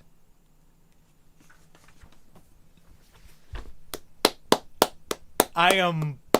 For something that was lacking in the universe for so long, that I had wanted for so long, well, I think there should be more classes. You actually kind of compensated for that by having longer days. Very impressed by that. Very smart move. I still think that other individuals would probably have their own thing, and you still didn't explain why Velvet was in the first year lunch period. Still, all the same, that's good stuff. And you brought it back with a joke. Like, a dark joke at that. I like that. That's good. That's good. Myers, I don't know if that was Myers, Miles, Carey, whoever did that, kudos. Really good work, honestly. The best thing about Beacon Academy, what made it stand out above all other major huntsman training academies, was its emphasis on practical education. They sent more students on supervised missions than Atlas, Haven, and even Shade, and they gave them more one-on-one time with their teams and trained huntsmen. But wait, if you only had one per year, if that was the big thing that they were talking about, whatever. Add in the fact that Vale was beautiful all year round and a cultural center with a diverse population, and it was no wonder that it was the first choice for students from all over Remnant. That was before it was destroyed and taken over by Grimm. After that terrible night of fire and devastation and somehow loss, life at Beacon became one never-ending training mission. Only training was over and lives were at stake. We aren't even making a dent here, Coco said warily. She and Velvet and Yatsuhashi and Fox... Yatsuhashi, and Fox. God, that is just so awkward. Why do you keep saying that? Just say she and the rest of her team. Done. We're eating ration packs in a classroom building on the perimeter of Beacon's campus, as close as they've been able to get to the academy, and one of the few areas that they had been able to secure from the Grimm. For the moment. It was looking more and more like they would have to fall back farther from the school grounds. They just keep coming. Yatsuhashi lifted his head from his hands. He didn't have very much of an appetite these days. He didn't like to take even this short break from the clearing out of the city. The last few weeks had been grueling for them, a constant cycle of sleeping, eating, fighting. They were among only a dozen students who had remained there, the rest being third and fourth years, and the endless battle was taking its toll on them. They hadn't been able to say goodbye to most of their friends before they had scattered into the chaos or gone home or retreated to the temporary shelters in Vale, waiting to see whether there was any hope for Beacon. Then there were the friendlies that they would never see again, the friends they would never see again. They had all watched Penny die in the vital tournament, but they had only heard about the others who had been gone, like Pyrrha and Roy and Professor Osmond. Okay, Meyer, I'm docking you several points for this. And. Simplify it, please. The Oxford comma is a beautiful thing. Please do not let it go to waste. Like Pyrrha and Roy and Professor Osmond, with no idea what fate had befallen them. Wait, then why did you single out Roy if the rest of his team is equally unconfirmed? Seems kind of weird to me. It's that thing, Fox said, too drained to even use his semblance to speak telepathically. You know, I get the feeling the section was actually written first. Because that could have been taken out. Too drained to even use his semblance. You didn't need to say telepathically. He nodded out the window towards what was left of Beacon Tower, with a giant winged Grimm frozen at the top. It's attracting them. Until we figure out how to kill it or get rid of it, this will never stop. No one knew what had frozen the beast there, or if they did, they weren't talking about it. The only thing everyone knew was that there had been a bright flash of light and had been stuck up there since. There were rumors that Ruby Rose had been up at the tower at the time, and it wouldn't have surprised anyone if the precocious first year had been involved somehow. Good Witch is working on that, Velvet said. Poor Ublek, they all are. We just have to stick it out, to do what we can until they can figure it out, and everything can go back to normal. Yatsuhashi shook his head. Things will never be normal again. And we can't wait for someone else to save us. There are too many Grimm, Coco said. They're seemingly coming from nowhere. On a good day, we kill as many as are coming in, but on a bad day... They were having more bad days than good. It's only a matter of time before they overwhelm us. The school is already a ghost town. Don't say that! We just need more huntsmen to join the fight, Velvet said. But they're leaving. Everyone is leaving tomorrow, Yatsuhashi said. We have to decide, do we stay or do we go?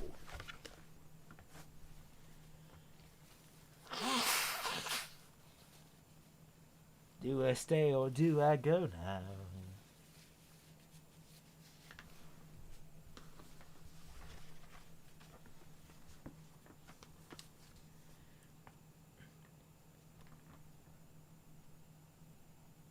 I hate this. Velvet has scraped together enough resources to send the last remaining refugees home. I skipped a line. And if we leave, where do we go? Fox sent. Weren't you just too tired to use your... This entire section started strong, but suddenly got into a lot of weird writing habits. Because now he's using his semblance. Velvet scraped together enough resources to send the last remaining refugees home, but only to their own kingdoms. I want to finish what I came here for, Coco said. I want my huntress license. The combat schools are all taking in discipled Beacon students. Displaced Beacon students, Velvet said. We could still stay in Vale and help out here. Coco laughed. Been there, done that. We've learned everything that they can teach us. That would be a huge step back. Coco, you're an idiot. Atlas, Haven, Shade, Yatsuhashi said. Atlas was partly to blame for what happened here, Fox said. I don't think they can be trusted. And they don't tend to take transfer students, even in the best of times, Yatsuhashi said. I bet General Ironwood would make an exception for us, Coco said. What about Mistral? Yatsuhashi said. I'm not going to Mistral, Velvet said sullenly. Mistral wouldn't be so good for us, Fox said. Looks like it's Shade then. Coco adjusted her sunglasses. Knew these would come in handy. Velvet opened her mouth to protest, but Fox spoke up first. Shade is rough, he said, but nothing we can't handle. Velvet looked at Yatsuhashi, but he was staring out at the window. It would be good to have something to look forward to, something we can work towards. I'm tired of being surrounded by... Coco gestured to the rows of empty desks that might have never be occupied again. Failure and misery. I want to live in hope again. Oh, God. I'm just sniffly right now.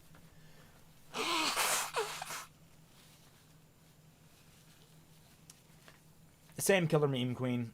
Same. I mean, I love me some Cocoa Puffs. They're delicious.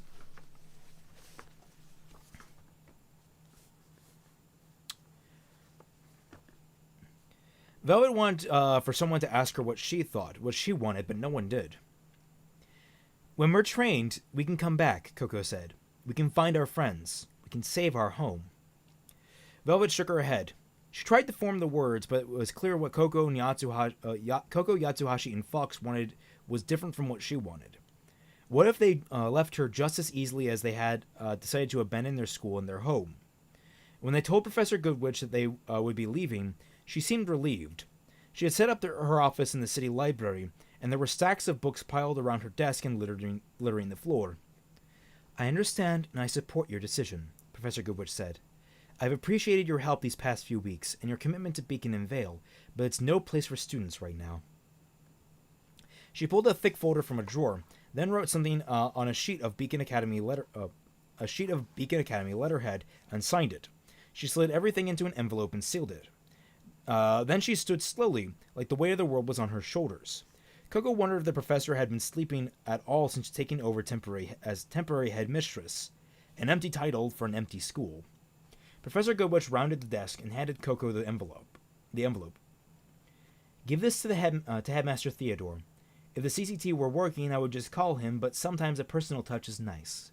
And please give him my best. What is it? Coco asked. I examined the envelope. Not Coco asked. Your transcripts and a letter of recommendation. She tipped her head and smiled. And a warning. He's never seen a team like yours before.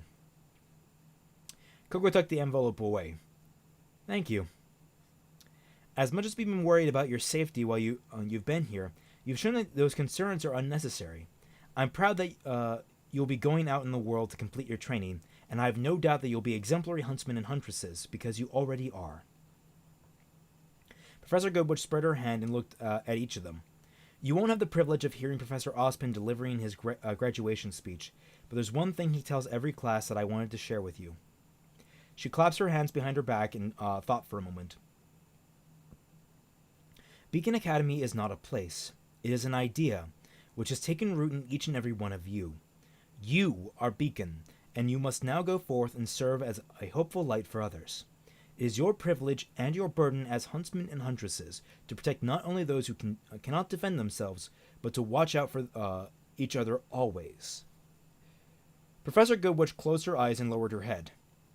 Now get out of here. Now get out of here. Velvet's throat was choked up, and Fox was pretending that he had something in his eye. Yatsuhashi had listened with his eyes closed the whole time, imagining that Professor Ozpin had been there delivering those words himself. Coco was feeling excited about living those words and honoring the headmaster's legacy.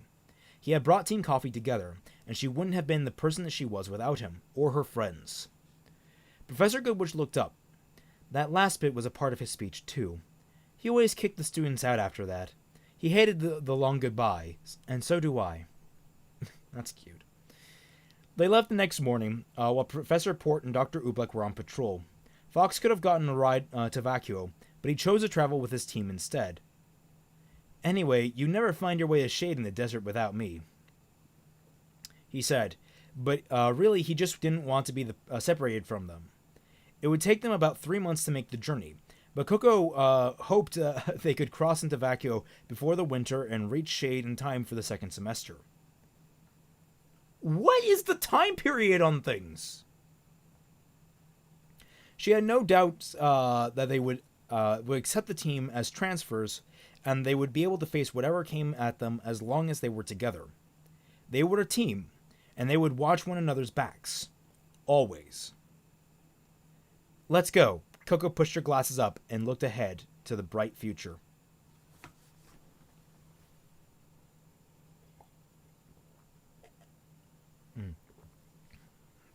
Next chapter, I can finally answer Ashbarian's second donation.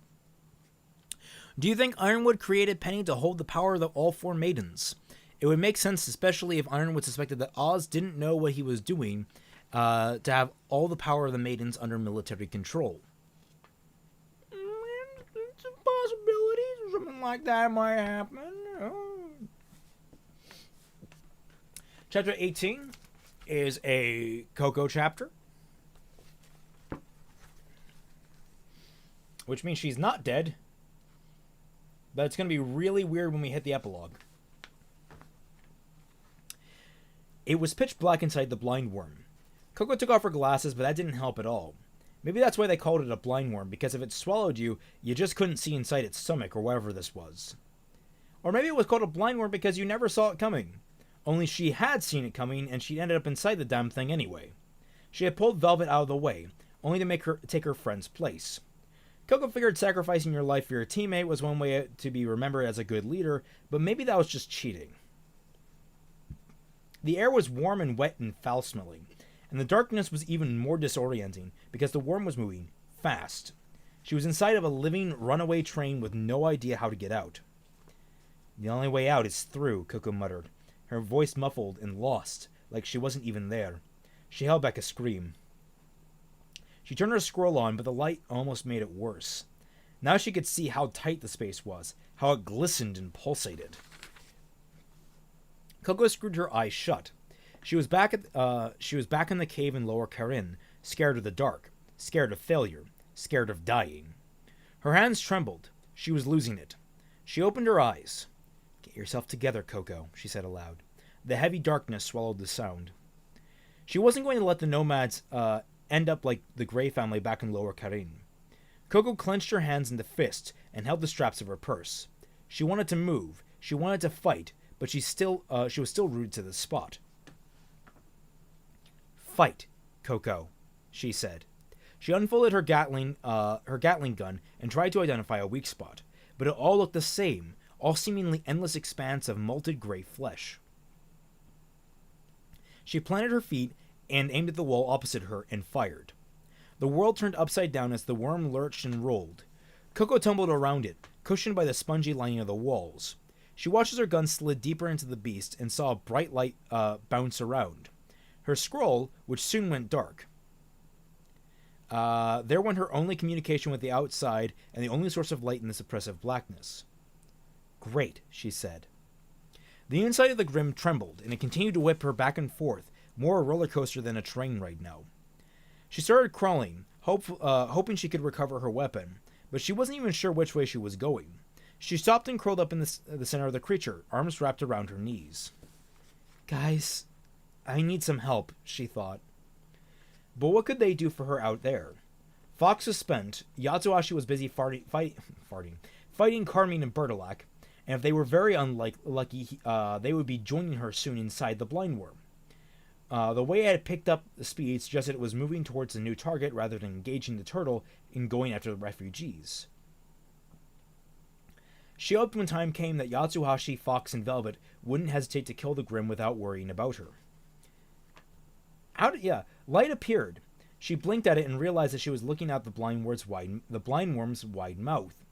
Its teeth raced around the circular opening. It was bearing down on Fox, and he didn't notice it coming. "Fox, look out!" Coco cried. Same thing. She scrambled up and tried to run for the opening, but it reared up, knocking her back again. She fell head over heels and slipped further back. The worm shuddered. Something was attacking its armored hide from outside, and it was getting angry. The light disappeared and a flood of sand sprayed over Coco, pushing her farther down. She flew up and slammed into what she thought was the ceiling. The worm was diving, trying to get away, or launch a fresh surprise attack. Then it abruptly stopped, sending Coco pitching forward. Enough already, she thought. "Coco, are you okay?" Fox sent. "Define okay," Coco said. "Alive?" "Barely. What's going on out there?"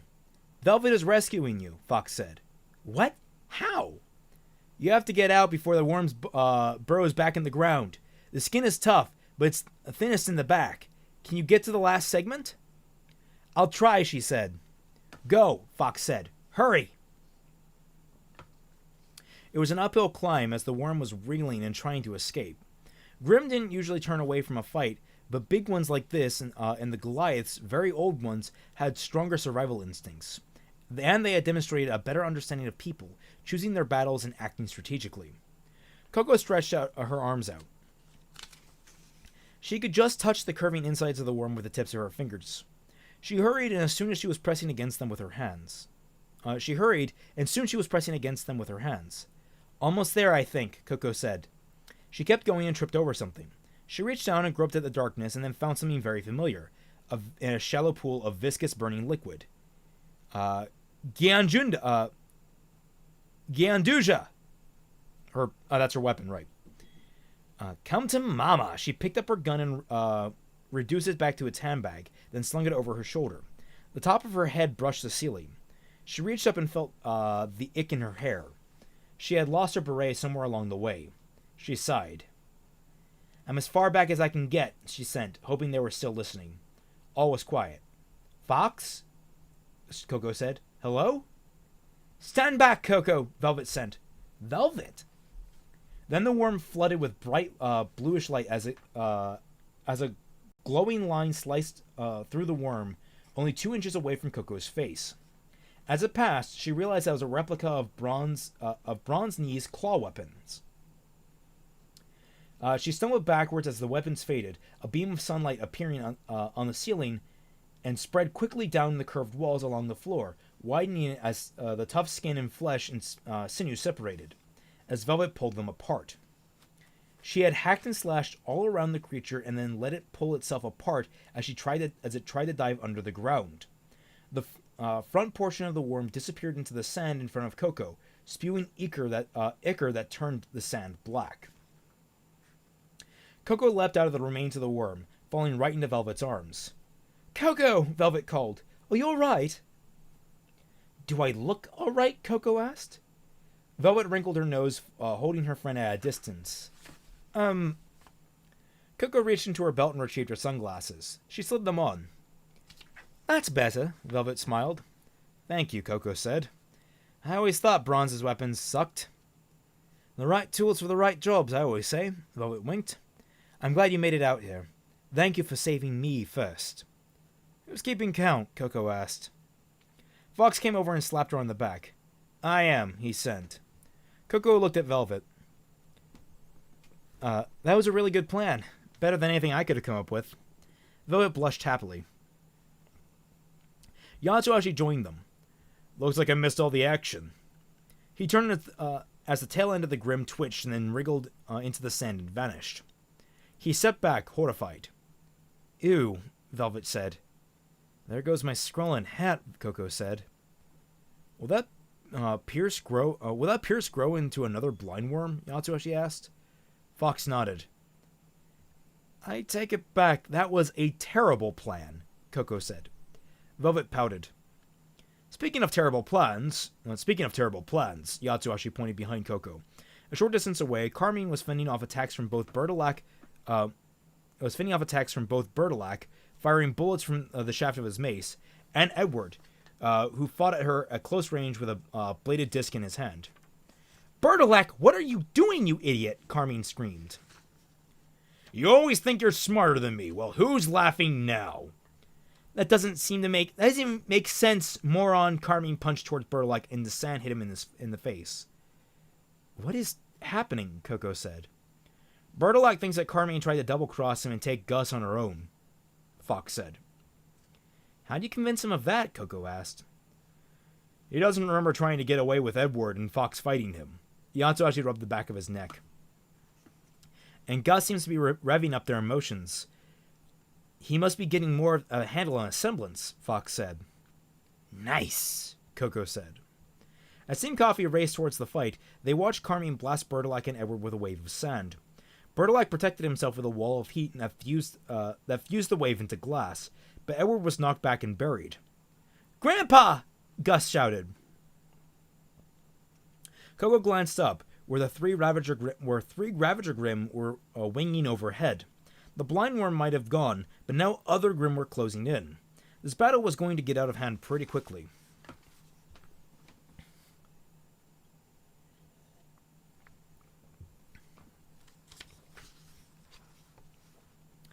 Flanker, Coco said. She opened up her Gatling gun and laid down covering fire, shooting at Carmine. The first round of bullets hovered in front of the Huntress, but she strained as they built up. She's freezing them. Some of them broke through, clipping her in the arm. Carmine sent the wall of bullets flying towards Velvet, who batted them away with the light version of Dr. Oobleck's telescoping thermos, and then fired several blasts at her. Carmine somersaulted away from the attack and ended up right in front of Fox, who unleashed a flurry of blows. Confirmed. Fox is in fact the class of monk. We already knew that. We all suspected it, but confirmed no. Carmine broke her side into two halves and struck out with both blades, flipping them over and driving them into each of Fox's thighs. He cried out as his aura flashed, flickered, and then shattered.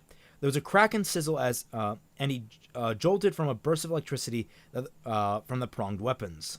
He collapsed in the sand, wisps of smoke rising. Fox! Coco said. Her gun clicked, out of ammo. She transformed her weapon back into a handbag and ran towards Carmine. The Huntress was breathing heavily, covered in sand and sweat and blood. Again. That's all you got? Carmine asked. Coco smashed the purse into Carmine's face. The woman went down. I can't believe I thought you were cute, Coco spat. Carmine got back up. She prodded the left side of her face gingerly. I thought you were supposed to be some kind of hotshot student, but none of you can take me down. Coco swung her bag around in a circle. None of us is right, Coco said, but together. On her left, Yatsuhashi slashed the wall of glass that Bertilac's heat had created, while Velvet launched herself at it, sending it toppling over onto Carmine. Oh, thanks King of Flames for subscribing. She looked up and screamed as it fell on her. Sand flowed around her and upwards, but the fountain of sand couldn't support the heavy glass. See? Glinda could have lifted that. Yatsuhashi said. Coco stepped gingerly on the slab and looked down, expecting to see a flattened Huntress through the murky glass. Instead, she saw a hole in the ground, which was quickly filling with sand. "Uh-oh," Coco said. "Huh," Bertolak said. "I didn't know she could do that." She scanned the terrain around them. And then she realized that Carmine's move was. "Gus!" Coco said. They all turned towards the boy. He stared at them in alarm for a moment. Then a hand reached out from the ground and grabbed his ankle. He screamed. Velvet was closest. She raced towards him and began sinking into the sand. As he began sinking into the sand, she reached him and grabbed his hand when he was waist deep. And thank you, the Train Dude 48, for subscribing. "I got him," Velvet said, straining to keep his head above ground. But Carmine had her too. Velvet began slipping into the sand while Gus held onto her desperately. Coco was out of bullets, but she had another idea. "Yatsuhashi!" she shouted as she ran towards Edward. She need not have bothered. He was already on his way to help Velvet. She drew a sword and plunged it into the ground in Carmine's position. Coco heard a muffled shriek. Carmine let go of Gus. "She's on the move," Fox sent. Yatsuhashi studied the area around. Wasn't Fox unconscious? Did he get back up? Did I blank over that?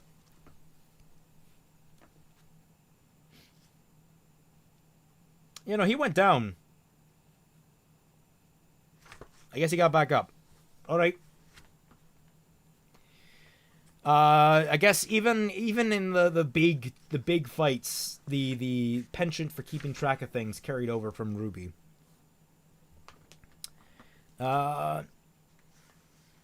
Yatsuhashi studied the area around him and brought his blade down, sending a geyser of sand up. He picked up the blade and brought it down again a few feet to the right. He spun around and struck again. It reminded him of a game of Whack-A-Grim at the Vital Festival fairgrounds. Suddenly, a Ravager dove at him, raking his back with its claws. Yatsuhashi spun his blade around and sliced it in half. A second Grim swooped down and pecked at the sand.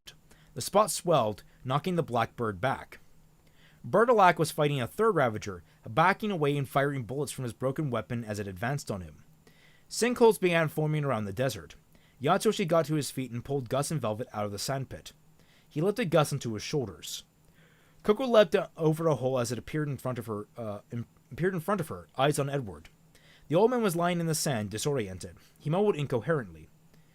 "Edward," Coco said, "we can't do this without you. You have to concentrate. Block Carmine's semblance. Block everyone's, whatever. Just do it now." "I can't." Edward closed his eyes and his hands trembled. The sand opened up beneath them, and they began slipping into the beneath the desert. Coco squeezed his hand reassuringly. "Yes, you have to," she said. "Be that legendary huntsman one more time for your grandson." Edward's breathing calmed. His forehead crinkled in concentration, and then he smiled. They stopped sinking. The holes in the desert filled, and the sand stilled. The dead Ravager near Bertolak smoked and faded away like the other defeated Grim. Everyone looked at one another, wondering, was it really over? Bertolak scrambled over to the mountain of sand and started digging. Yatsuhashi spotted the hand sticking out and joined him. They worked quickly, but the sand fell back into the hole as soon as they scooped it away. "We're losing her," Yatsuhashi said. "Keep digging," Bertolak grunted. Velvet fiddled with her camera, walking towards Bertolak and Yatsuhashi. "Stand back," she said. "Velvet?" Yatsuhashi looked up as a hard light hologram formed in Velvet's hand, a glowing blue trumpet. It flickered and dimmed in the sunlight. Velvet was nearly out of light dust. "What good is that?" Yatsuhashi's eyes widened. He grabbed Bertolak by the back of his armor and hauled him away. Velvet put the trumpet to her lips, leaned back, and blew a clear note. Sound waves blasted out of the trumpet and blew sand away into the in sheets. Carmine was uncovered in a second. Just as the trumpet disappeared, the note slowly fading away. Bertolak hopped into the canyon and picked Carmine up. "Good going, Velvet." She looked around. "I think we won." It was slow going as the group dispatched the remaining Grim and followed the path of the turtle towards the Kolkina settlement, which was the closest settlement to the city of Vakuo. Then the path of the turtle veered off, and there were signs of a big struggle. "The blind worm," Yatsuhashi said. "No, that can't be." After everything we did, Coco looked around, wondering what had happened, kicked up at the sand in anger. I think I see something, Velvet squinted and pointed. A group of people ahead. Coco picked up the pace, which was a challenge because they had Bertilac and Carmine tied up securely so they couldn't cause any more trouble, and Fox was still recovering from his injuries. They were all tired from their fights, and the sun was relentless. She missed her beret. They finally caught up to the refugees, a long line of them winding through the desert towards their new home. Slate was in the rear. She called a halt of the march when she spotted Team Coffee in their group. The message passed along the line up the line, stopping people as they received it. I'm glad to see you lot, Slate said. Looks like you've had an adventure. You too, Coco said. We saw you had another run-in with the blind worm. Slate nodded. We did as you said and ran for Coquina, but we didn't get far before the blind worm came upon us. We thought we were goners, but then 4 huntsmen came for our aid. 4 huntsmen? Fox turned to Coco. Hey, it's Team Coffee, someone called out. Coco looked up. She blinked. It had to be a mirage, but... Sun? Velvet cried. She ran ahead to greet Sun Wukong excitedly. Well, how about that? Fox said. Team Season is here. Never thought I'd see you guys again, Yatsuhashi said. The 2 teams came together. Where have you been? Coco and Neptune Vasilius said simultaneously. Oh, God, that's a... Coco and Neptune. We already established his name is Neptune Vasilius. You don't need to say it full. The group laughed. It's a long story, Sun said. Same, Velvet said. We have a lot to catch up on, Coco said. She had so many questions. You guys look terrible, Neptune said. Coco lowered her sunglasses and glared at him. He held his hands up. But you're still a sight for sore eyes, Neptune rubbed the back of his head nervously. We were on our way to Shade Academy when we ran into Slate and her people here, Sun said. Didn't realize we were cleaning up your mess. Man, you guys used to be the best. We're still the best, Coco folded her arms. Better than you, anyway. It's just been so long, you're probably overdue for a reminder. You're heading for Shade? We've been studying that. Oh, you're heading for Shade? We've been studying that, Velvet said. Maybe we'll get a chance to settle in on this in class, Yatsuhashi said. Looking forward to it, Sun said. Coco nodded. But first, let's get these people to their new home. Velvet smiled. And then we can go home. We are on the epilogue.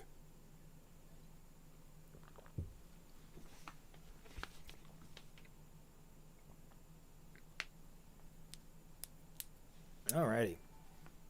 Oh, Ashburian. Did you get my donation at the end from the end of the previous Let's Read? Oh, I forgot to read that out. I will read it now. I have to find it.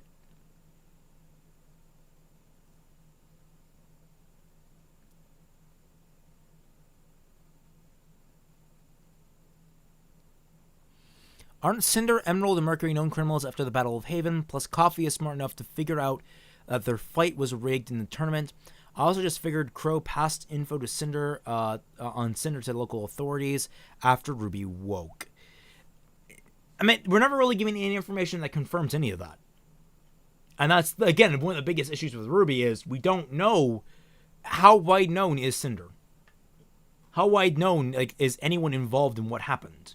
Does anyone know? Do people think that Yang still beat the shit out of Mercury as a point of cruelty? We don't have that information. And that's one of the biggest flaws of Ruby. All right. There you are. We have an epilogue, and it is from Best Girl's point of view. Velvet. Good old Velvet. Teams Coffee and Season spent the next a couple of days at Coquina, recovering from the fight and learning all about what Sun had been doing with Teams Ruby and Junior in JNR at Haven Academy, of all places. Okay, sorry. Just Sun. I thought it was Team Sun, whatever. Sounds like we missed out on the action, Coco said. Maybe we picked the wrong school after all. There's plenty to go on at Shade, don't you think? There's plenty going on at Shade, don't you think? Velvet said. And it's kind of nice not to have to defend our school from a major threat every year. Coco and Velvet exchanged knowing glances. but they had only scratched the surface of everything that had been happening in the wider world. No one did isolation better than Vacuo, especially with the CCT communications down. They would have lots to talk about on the way to Shade. Both teams, Coffee and Sun, were raring to go. Sun Wukong would have a problem staying in one place for very long. Velvet wondered if he'd be able to stick it out at Shade for the long haul. When it was time to go, Coffee gathered up their things. Coffee gathered up their things. They hadn't brought much, but the villagers had loaded them down with whatever they could offer as a thank you. Coco tried to reject all their gifts, but Fox couldn't resist hauling in at least a few pounds of extra mole crab meat. And Edward wouldn't hear of letting them go without at least a bit of money for their troubles. I wish you could stay a little longer, Gus said to Velvet. I'll miss you. All right, and I'll come visit you at Oscuro, Velvet said. She mimed boxing. Show you and your new friends a few things. I don't know if I'll ever be a fighter like you guys and my grandfather. I just want to learn to control my semblance so I don't hurt more people. Maybe figure out how it can help people one day. You don't have to be a huntsman to protect others, Velvet said. You've been doing a great job with your grandfather. She followed his gaze to where Yatsuhashi and Edward were meditating together under a stand of palm trees. Gus smiled and Velvet felt a surge of hopefulness and happiness, but she couldn't attribute her feelings to his ability this time. These emotions were her own. Velvet hoped things would work out for both Gus and Edward. It was better that Edward's other plan. Go after Bertolac and Carmine's secret employer. They were relieved that the headmaster Theodore had sent the authorities in Vacuo to Kokina to collect the huntsman and huntress. Coffee was getting tired of looking over the shoulder every 5 minutes. Hey, everyone, look at this, Fox sent. Yatsuhashi's eyes snapped open and he scowled. Fox, he roared, not while I'm meditating. Shouldn't you be more peaceful or something? Fox asked. He was under the shade of another tree where he had been building a sandcastle with Sun and Neptune for the last hour. A very impressive sculpture of Beacon Tower. Velvet wandered over to take a photo. I'll show you peaceful. Yatsuhashi got up and promptly fell over. He smacked the ground in frustration. The sand rumbled and rippled away from him. Your meditation got those legs asleep again, Fox laughed. Very peaceful. Hey, this is really good, Fox, Velvet said. Fox beamed. Roar! Coco rose slowly from behind the sand sculpture, arms raised threateningly. I am Grimzilla! I guess that is their version of Godzilla, maybe? Coco, no! Velvet shouted. Coco swatted the tower down, then stomped the sand. Grrr! Guys, what happened? Fox asked. Is my castle okay? Yes? Sun said. Looks good, man, Neptune said.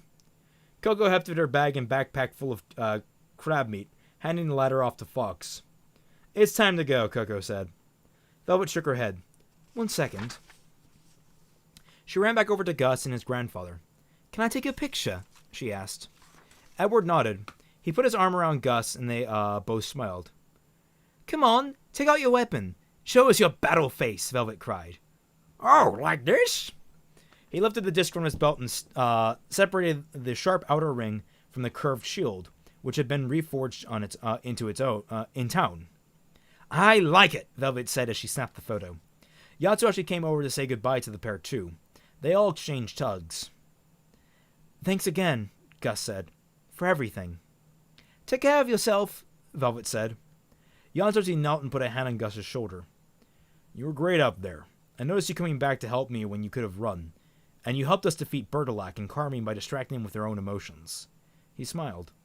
I know how scary and a powerful semblance can be. But don't be afraid of it. Learn to control it, and use it for the right reasons. Gus nodded, his eyes a little misty. Finally, the two teams of students set out for Shade. Coco seemed strangely quiet. What's up? Velvet asked. I've been thinking a lot about who hired Bertolac and Carmine. Who cares? They're in custody now. If someone's out there kidnapping people with powerful semblances, I don't think they have good intentions, do you? Coco, we won. We won the battle, not the war, Coco said. Mission's not over. Velvet covered her eyes. You're not going to let this go, are you? Don't you know me by now? You're not going to let this go. Coco tilted her head back. And I know my team well enough to know that you're going to help. Velvet groaned. Do we have a choice? Of course. But I'm right about this one. Coco nodded ahead. There's shade. Velvet looked up at the pyramidal castle rising on the horizon. She smiled. There was no place like home, and somewhere along the way, Velvet had realized that home was wherever Yatsu, Coco, and Fox were. For now, that was Shade Academy, but she didn't know where life would take them beyond that or even what tomorrow would bring. They never could have imagined themselves in Vacuo, for instance. It didn't matter as long as they were doing what they were meant to do, protecting others as huntsmen and huntresses together. And that, my friends, is RWBY After the Fall.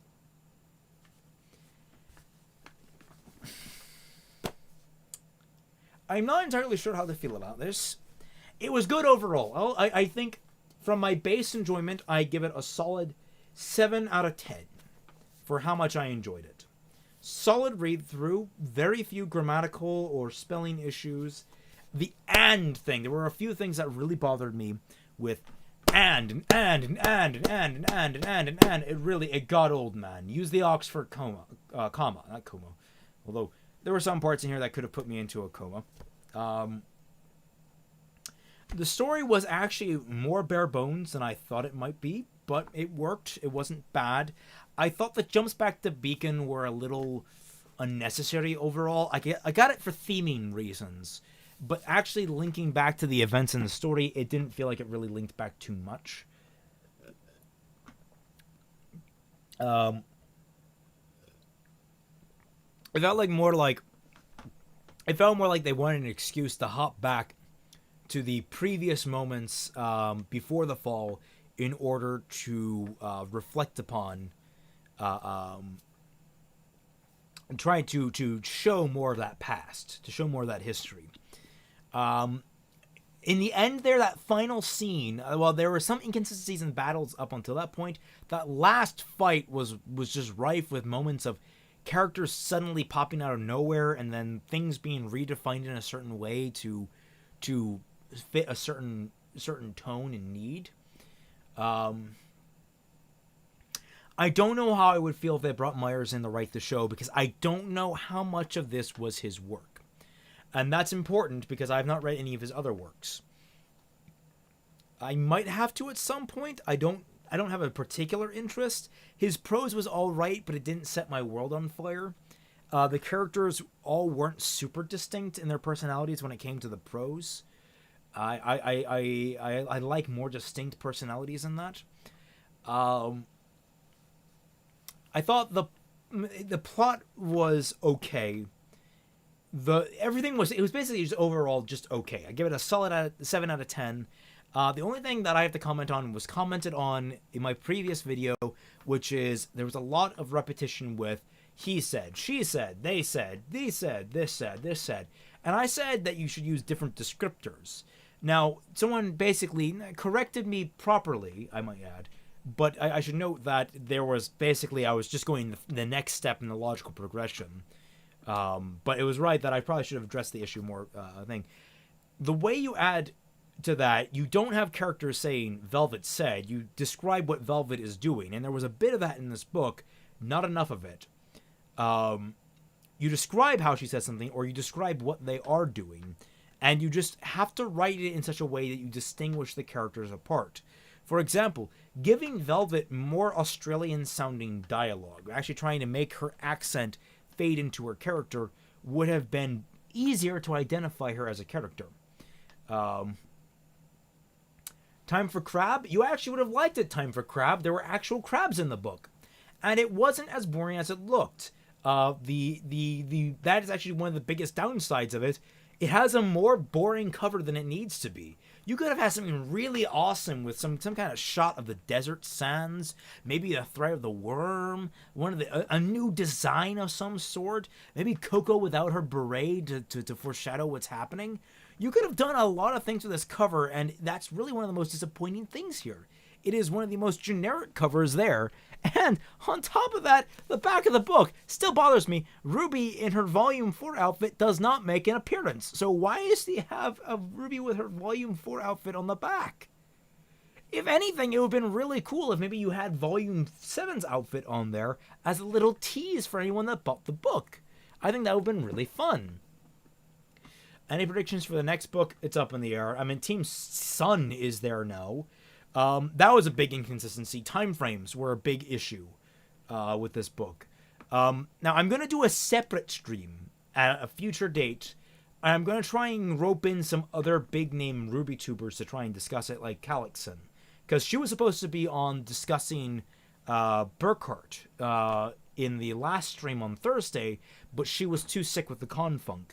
So I'm going to see if at some point in the upcoming week, or at some point in the future, near future, I can get her on a stream and we can discuss the book in its entirety and give our general thoughts on it, especially after leaving it to digest a little bit.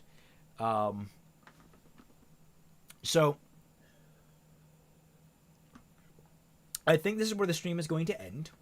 So I will thank you heartily all for joining me on my escapades through the wonderful adventure through Vacuo.